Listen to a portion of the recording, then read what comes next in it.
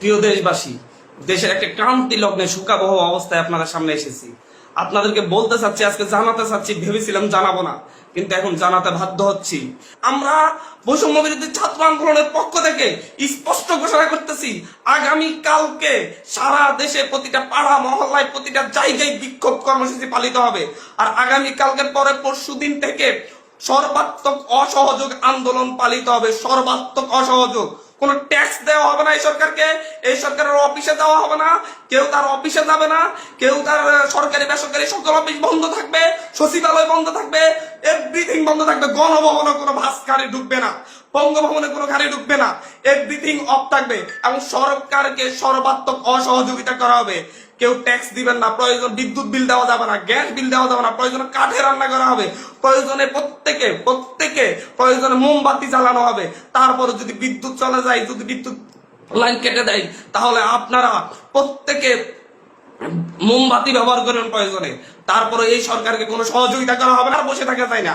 আমরা সারা দেশের ছাত্র, নাগরিক, অভিভাবক যে অবস্থানে আছেন, মা বোন, প্রত্যেককে বলবো, আগামীকাল থেকে আপনারা প্রত্যেকে রাজপথে থাকবেন, প্রত্যেকে প্রতিটা বাড়ি থেকে রাজপথে থাকবেন। আপনারা কেউ ঘরে বসে থাকবেন না, এটা আপনাদের দায়বদ্ধতা। আপনাদেরকে বলতেছি, প্রতিটা লাশের রক্তের প্রতি আপনাদের দায়বদ্ধতা আছে, প্রতিটা শহীদের রক্তের প্রতি আপনাদের দায়বদ্ধতা আছে। আমি সারা দেশের প্রত্যেকটা নাগরিককে বলবো, আপনার যদি একটু লজ্জিত হন, আপনি যদি এই বিচার চান, আপনি যদি এদের বিরুদ্ধে দাঁড়াতে চান, আপনি ঘরে থাকতে পারেন না, আপনার প্রত্যেককে রাস্তায় নেমে আসতে হবে।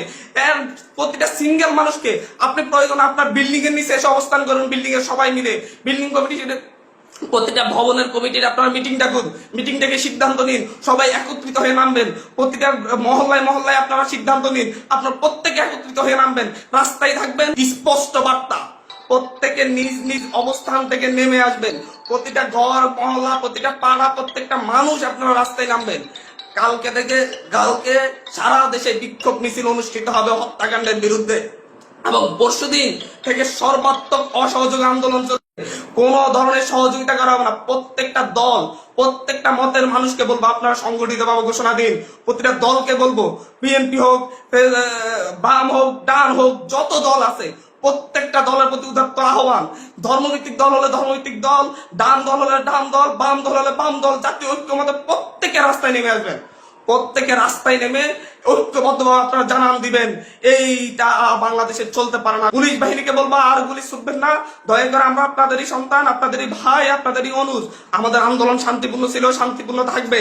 প্রত্যেকটা নাগরিক প্রতিটা জায়গা থেকে তার নিজ নিজ অবস্থান থেকে সর্বোচ্চ সতর্কতা নিয়ে কালকে থেকে রাজপথে থাকবে। প্রিয় দেশবাসী, আপনাদেরকে বলবো, ঐক্যবদ্ধভাবে রাজপথে নামুন। এবং কালকে বিক্ষোভ মিছিল পালিত হবে। পরশু দিন থেকে আমাদের সর্বাত্মক অসহযোগ আন্দোলন চলবে।